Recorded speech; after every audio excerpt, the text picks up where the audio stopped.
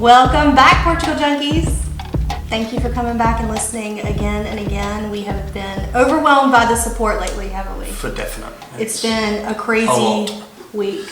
Yes. I mean, some really good things in terms of, listeners and questions and engagement from people who are tuning in, but a lot of crazy stuff going down in the U.S. this week, and we thought it might be the time to have a podcast and a conversation really addressing what is probably on a lot of people's minds this week, which on the socials at least, it seems to be very focused on I'm leaving the U.S. Right. If so and so happens, if this keeps happening, then I'm out. I'm out of here. Right. And so it seemed like a really good time for us to have this conversation. Absolutely. And I think as well, I would also say that whether it's because of what we're doing or different algorithms or whatever, but I'm starting to see more people, whether they're talking about going to Portugal or Greece or Italy or anywhere else, but there are more people doing their own platforms where they're talking about moving out, escaping from, going to somewhere else. Yeah. And it's interesting. I don't know if that's because, algorithms push it up because it's more of a talking topic. Or what's going on right now. More people are actively now doing that. Listen, let's just cut to the chase. With the stuff that has happened this week, especially in the United States, I think a lot of people are just fed up and they are trying to think about alternatives for themselves. And that is all very, it makes sense that people are considering these things. And so because we have done it, maybe not for those reasons, which we're going to talk about, but because we have done it, it seemed like a good time to have an episode to talk through and to maybe even help people understand better for themselves what were the reasons why we decided to move. Yep. And then also think about the criteria for yourselves, right? Like if you are on this kick this week and you're like, that's it, I'm going somewhere else. I'm checking out. Then how to have like a moment and breathe and go, okay, is this really for me? And for some people it will be. Yeah. And for some people it might not be. And so we wanted to talk about that too. I mean, that could be for multiple of reasons of like, I really want to, but just can't, or I don't know how to, or so many different reasons, or I can, and I've got the finance to be able to do it, and I've got the opportunity to do it, so I'm hella gonna do it. Or you listen to this podcast today, and by the end of it, we give you some reasons why it may not be the right thing for you. Yeah. So that's what we're going to talk about. We're going to talk about the reasons why we came. Yeah, and I think that's really important. Decided to do that. At the end of the day, it's so important that we move for our reasons. Oh yeah, not the reasons why everybody online tells us that we did. Oh yeah, because they all know. Because they all know. But then also talk about the reason, like the things that we've learned about ourselves now that we've done it, and like why it wouldn't have been a good thing for us if we were different people, right? Like we're going to talk about those things and hopefully help you guys kind of sort through some things on your own if this is something you've been thinking about. Absolutely. So what was the top reason?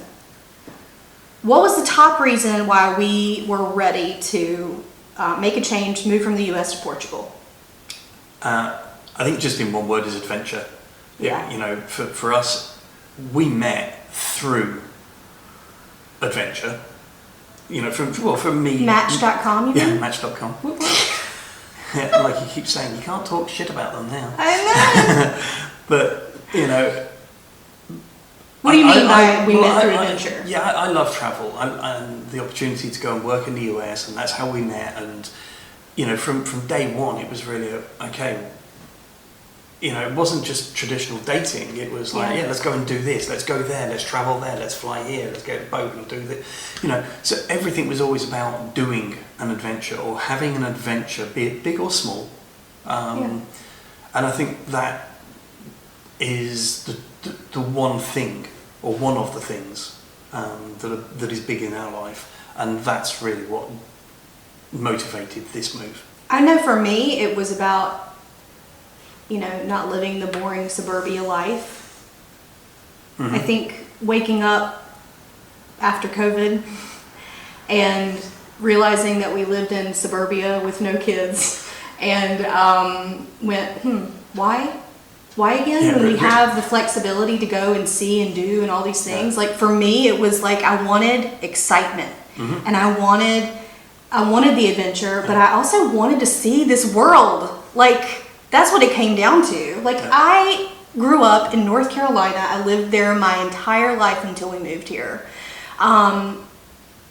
Yet we traveled a lot. It was like it's our favorite thing to do. Yeah. Before we moved here, and it still is, but like that was we worked to buy trips, basically. Right. Yeah. And I just wanted to see the world. Like I'm intrigued with it. Every place we went, it was like, That's different. God, there's so much to see and so many different kinds of cultures and people and traditions and food and wine and everything. And it just, it's addictive for me. Yeah. So regardless of what people may assume about why we decided to move. Chuckle to myself.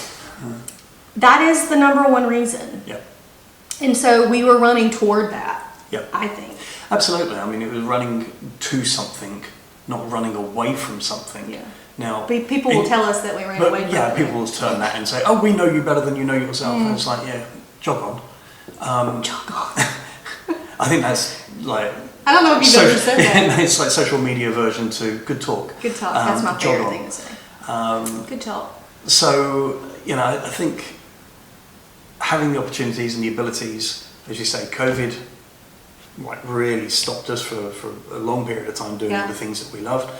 And I think that now, or back then when it lifted, and it allowed us to catapult into travel, going somewhere, and then really realising, as you say, living in suburbia was absolutely fantastic to a point. You know, it was comfortable, good jobs, beautiful home, and that's kind of like a privilege, and it puts you in a holding pattern for adventure. Golden handcuffs. Right. And so it's either a case of, okay, well, you make it part of what you do, or you break out from it and you go and do something else. Yeah. So we took B. Now, here's the real truth. You know, like I would say the very next issue that we had, or reason that we had for moving, was the political strife. And so let me be very clear. Like Portugal Junkies, we're not here to bash, and we are not here to add to the vitriol that we hear all the time. But we are going to talk about the things that are real for us. And I know that many of you guys are going to understand what we're talking about, because you're going to feel the same way that we do. But I want to make sure that we tread lightly here, because it's important to me that the community that we are building is not based in just bashing the other side and talking about, you know, all the political crap. But I'm not going to lie and tell you that the political strife in the U.S. started keeping me up at night a lot. Mm-hmm. And, you know, people will criticize when I say things like this and say, like it kept me up at night, and I would not even consider myself a marginalized group. Right? Maybe as a woman, and I will say that there are very clear political decisions in the last couple of years that have affected me as a woman. But I know that I come from privilege, and yet I am angered on behalf of a lot of marginalized groups that are just struggling to see where they fit in the U.S. anymore. Right. And I don't know. It's hard to talk about this kind of stuff in a forum like this, because I'm not trying to alienate people, but I'm also wanting to make sure that it's very clear as to why things need to change in the U.S., and it's all driven politically. It really is. Like, people who can say, oh, I don't like to talk about politics, that must be nice. That really must be nice for you that nothing affects you. Right? So anyway, the first issue is definitely safety. Mm-hmm. Like, the gun situation and the safety situation, especially, I think it really, really got to me post-COVID. Yeah. And I think a lot of it had to do with honestly, seeing how many people were just so selfish about the whole situation and trying to protect each other or not. Yeah. And then post-COVID, when you're like trying to like dip your toe back into society, going into bigger groups or whatever it is, like I don't think I ever got back there. No, I'm confident that you didn't. I will say I've never not gone to a concert since COVID because in America, being around like that many people, all I can think about honestly is like what crazy who's standing next has to you? a gun that is getting ready to like do something stupid. Yeah. And that's just a story to outline, right? Like the idea that like safety was a big issue, even in Charlotte, North Carolina. Right. It's hard to wake up and Yeah. see that there's a shooting basically overnight, every night in Charlotte. And I will say this, when I first moved over in 2017, 18, and for my first, I think probably for my first month, in this really nice area of Charlotte, I think there was something like 7 shootings in a month, and that was just the ones that I heard about.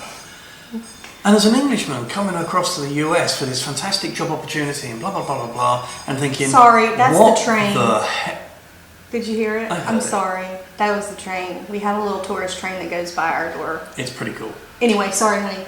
Yeah. You had 7 or 8 shootings. Yeah, there was like seven or so shootings This is in in a South month End in Charlotte. in Charlotte, and I just wondered what the hell I've done, because I've never been that close to that amount of violence that was within a 1 mile-ish perimeter of me, and so that's never left me for all the time that I've lived there, which is like less than you, but it still goes to add. It's always been there. It's not just because of COVID, and certain things have amplified people's willingness to engage in that sort of activity. Yeah.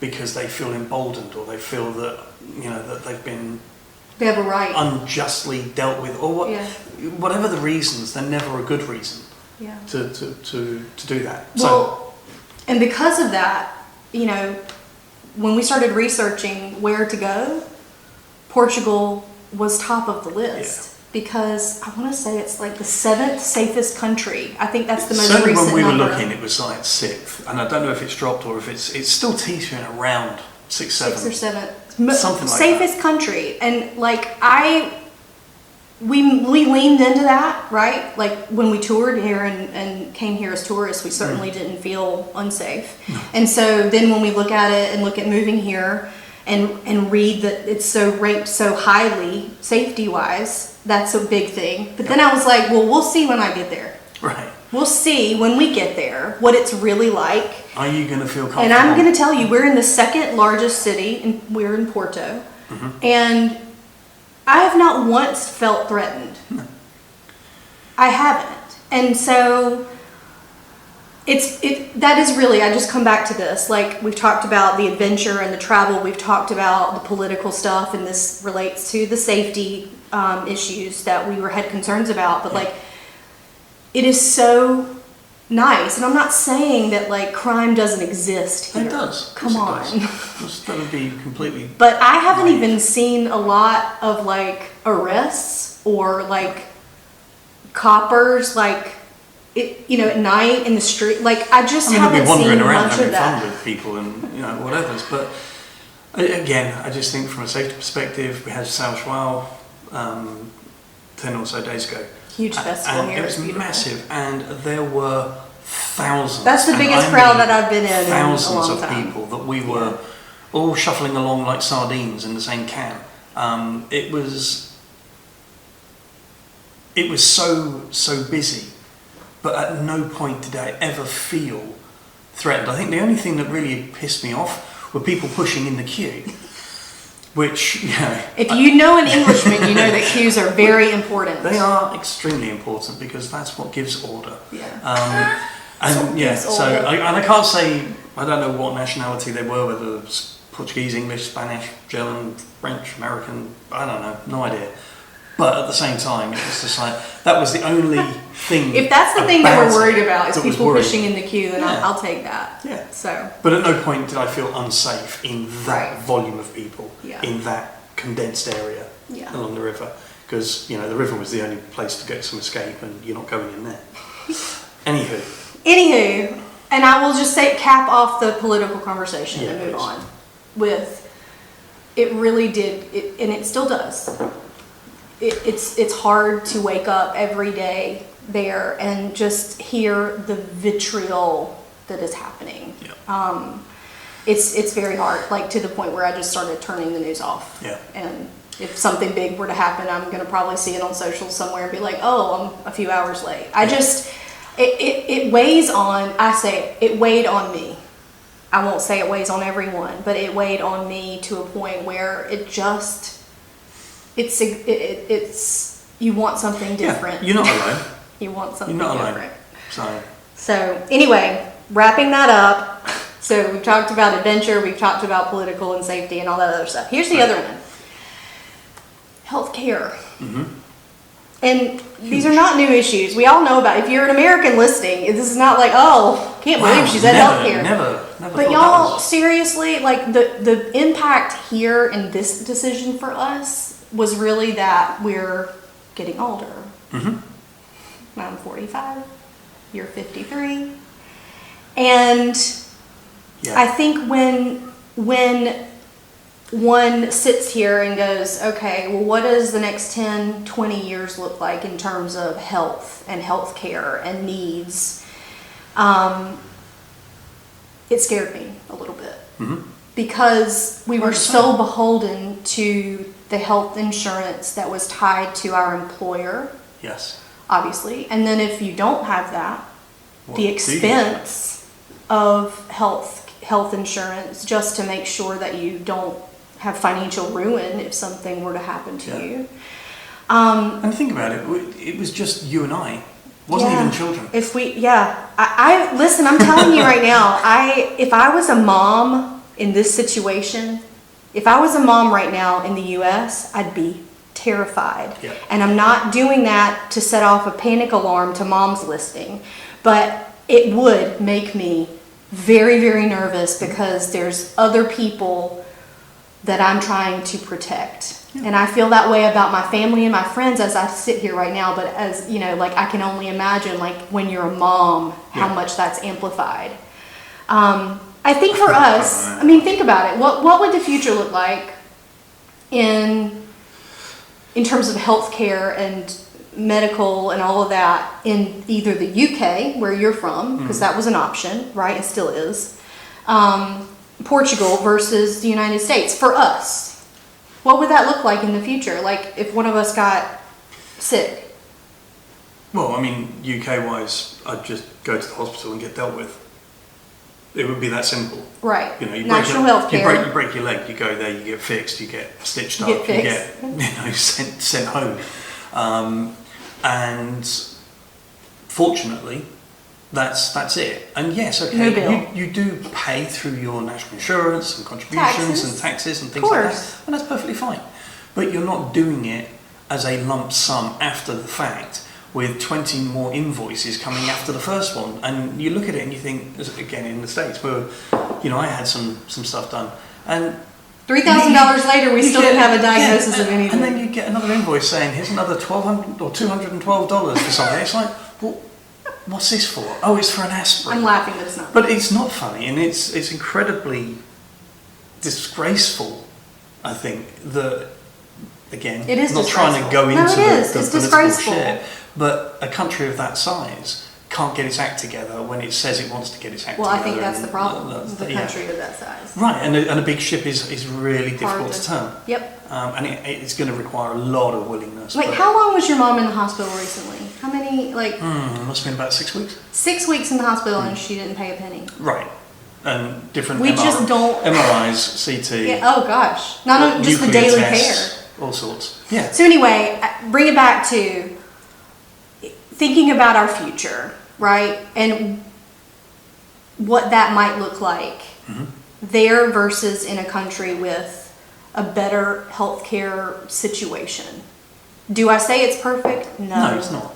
Not at all. I mean, even in England, when I was there with your mom for a little while, I'm like, why is this stuff taking so long? Why can't they get this crap right? together? So there's you know, it's definitely not perfect. there's snags in the process. Yeah. I'll say that. And so we know that's that. polite. And that's what everybody argues against for national health care in the US. But anyway, when we thought about our future there, if we decide to stay here long term, which is a whole nother podcast, right?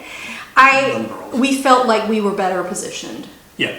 if we were to do this. Yeah. So I mean, having, again, you know, being a dual citizen with US, UK, I do get benefits on both sides, be it, you know, in whatever way that comes, or whatever way I may ask for it, I may get it, I don't know. But I think just having flexibility for deciding what we do and when we do it and where we do it. That's a privilege. That is a privilege for Yeah. sure. But number two, it's also a decision that we took on our own, or you know, undertook for ourselves to say, okay, we're going to give up this X amount of money for our corporate jobs, and we're going to go to zero income, essentially, and go and do this adventure. So again, when you see all of the some of the comments of people saying, you moved because of, and it's like, you know, absolute jack squat about why we moved, unless you're listening to different things. But you know, chances are they're not, because, well, they're not. But yeah, I think healthcare is massive, and will continue to be massive. yeah. Well, and that leads us to the other reason, the next reason, which is, you know, our corporate stress and that whole rat race concept. And we've talked about this on here before, but I think we both were just tired. Yeah. Of, you know, honestly, I was tired of like climbing a corporate ladder that I didn't even really want to climb. That's what it comes down to. Like I don't know. I just did what society told me that I was supposed to do in order to have a good life. And then you end up there in a job that is just soul-sucking sometimes. It's golden handcuffs. It's, you know, locking you into something that it may have been absolutely brilliant and perfect at the beginning, but 10, 15, 20, 30 years later in a job that is sucking the life out of you and giving you nothing but taking everything. Yeah. And the question really then becomes, is it right for anybody else? Right. Well, that's a decision for the individual. Well, and I think that, you know, we've outlined a lot of reasons just in the last few minutes about the reason, our top reasons why we realized we were ready to move to Portugal from the US. You know, the idea of this episode was really is really to help you think about your own criteria as well. So if you're identifying with some of this, I totally get it. And it's not hard to identify with most of this. You know, ultimately, when our potential like future regret of not doing it outweighed our fear of doing it, that's when we booked the appointment and started the visa process. It takes a lot to get to that point, I think. Yeah, I mean, it took us nearly a year to get to that point. And it may not take you. Yeah, it may take you a minute. But here's the flip side of this. Maybe talking about things like, let's talk about reasons why it may not be right for certain people or some people, right? So like giving you guys an idea of like the criteria that happened for us that made us go, yes, let's take the leap. And then now talking about things that we've discussed, having been here now, that if we weren't like this or if we didn't like this, then this transition might not have been right for us, right? Like moving abroad is not for everyone, and that's totally okay. Cool. We're kind of making it our mission a little bit to try to help people, A, figure out if moving abroad is for them, and B, if Portugal is the place for them. Where you want to be. So what do you think is like the top reason why someone might not it might not work for someone to move abroad? Well, I mean, leaving family at home, that might be a big one. Well, it's a big one for us, but we did it anyway. Yeah, so that's one. Are you comfortable with being uncomfortable? And having, in that breaks off into so many different subject points of like language, assimilation, culture. If it's not necessarily Portugal, if it's anywhere in the world, every one of these things line up in any country, no matter where. Yeah. But I think that... Like if you hate change... This is going to be tough cookie. It may be hard for you. And that doesn't mean you shouldn't do it. I'm just saying the awareness of like, if that is something that you already struggle with. Yes. Or you feel very, like you don't like to feel uncomfortable and push through it, then it may be a transition that is more painful for you. Again, not saying you shouldn't, but it's things to think about. The assimilation thing is huge for me. Yeah. Having been here for 6 or 7 months now. Right.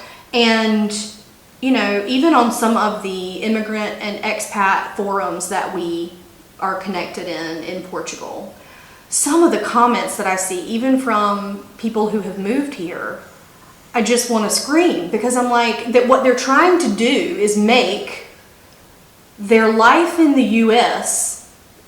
be their life here. In the same way. In the same way. Yeah, and it's not going to work. I said this on a reel or something yesterday. It's like, you don't come to a new country expecting to change it. You hope that it changes you. Right. Absolutely. That should be your goal if you're going to do this. I mean, that is definitely, to my mind, that is definitely one thing that if that's how you feel, that's a huge tick and a reason to do something, to have change.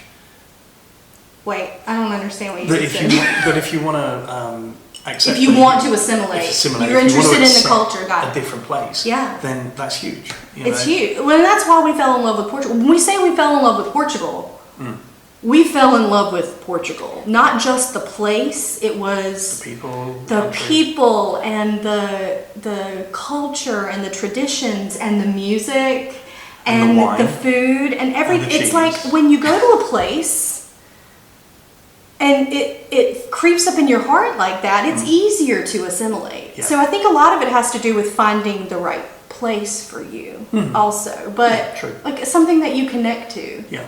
But I would also say this as well. The whole idea of assimilation of, again, going on holiday for a week or 2 weeks to a place. So, and we'll talk about Portugal because why not? You go on holiday, you visit 3 or 4, 5 different places, like Lisbon, Porto, Algarve, Sintra, wherever, and you have 2 or 3 days in each one. You are going to find an absolute love for every single place, for maybe different reasons, because they hold different reasons. And you're going to walk away from there going, oh my God, I could live there. I could totally live there. I could totally live there. Oh my God, this is what we're going to do. And then step forward a year and a half later with us, and it's just like, okay, well, we've had our city life, and that was great, but now we want a beach life. And I think, again, just because you see it through a rose-spectacled glasses, that's great, but you've just got to really drill down to, was I seeing it through that, or am I seeing deeper beyond it to know? We need to do an entire episode on that. I can be a part of this community. I can be a part of that landscape. Like, what are the things that we can do an entire episode on just that, because seeing a place through the lens of a tourist and like being excited that you're on holiday or vacation, as we like to say, it's totally different than like being critical of a place and thinking, can I actually live in that place? Daily life stuff, does it meet the needs of what we're looking for? That's a really good one. Like, in terms of like, if you go somewhere and you're thinking about moving there, like many of you probably are. Here's another thing. Let's say you go on holiday for a week and you just go to one place, Porto. and you spend a whole week there and you think, oh, heck, I could really live here. And following on from that, you go home and you think, okay, well, we're both retired, and let's go and test it. Let's go and test it for up to 3 months, because you can do that. You can travel visa-less for 3 months in a place. In Portugal, in this case, and in many others, but specifically for Portugal. And test drive it. Test drive it for a month. Test drive it for 2.5 months, whatever. Yeah. Don't overstay. No. You'll never get back in. You know, and really dig down, is this right? Yeah. Because that's the whole point of this particular topic podcast is it right for you? It was right for us. We did 3 different trips here before. 2.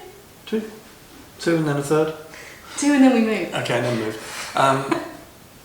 But I just think you've got to be really honest and truthful with oneself as to, is this what I need? Is this what I want?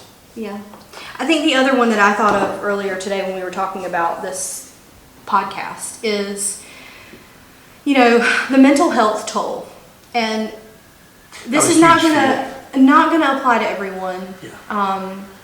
But it's gonna apply to many, where no matter what, no matter if you love the transition or you're loving that you're living abroad or whatever the situation is, even if it's positive for you, there is going to likely be a mental toll that takes place because you're changing so much, so fast.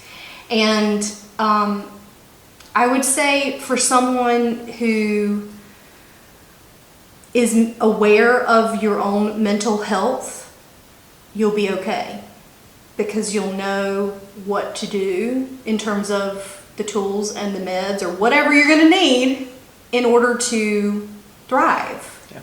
But if you're on the flip side of that and you're not self-aware of your own mental struggles or mental health, it can be challenging.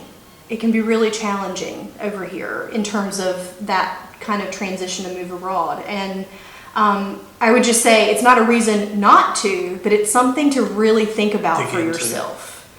And prepare more than anything else, right? That's really my message, is like prepare for those things, because it likely will happen for most people that they'll have some sort of mental health struggle with this transition. And gosh, I'm getting all kinds of ideas about other podcast episodes. We can talk about this for an entire episode too. But it's true though, because when we first came here, on our visits and on our checking it out and where we're going to live and it was all beautiful and sunny and everything, and then we landed in December and it was pissing down with rain for like 2.5 months, pretty much non-stop. And so this whole thing of like, oh my god, this is not what we signed up for. We didn't sign up for this much rain, for this much wind, for this much crap. And we had done our research, okay? We signed up for the whole like sunshine and pretty Portugal, pretty glasses of wine on the harbour and blah blah blah.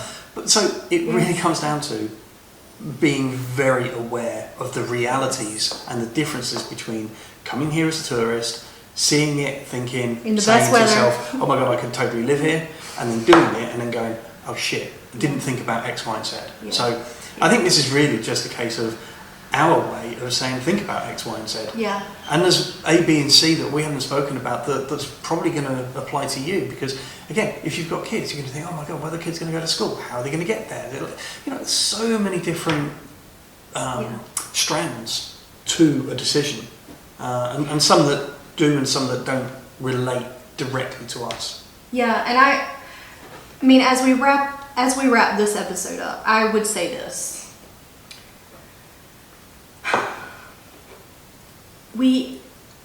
It's really easy right now in the US to want to run. Mm-hmm. I get it.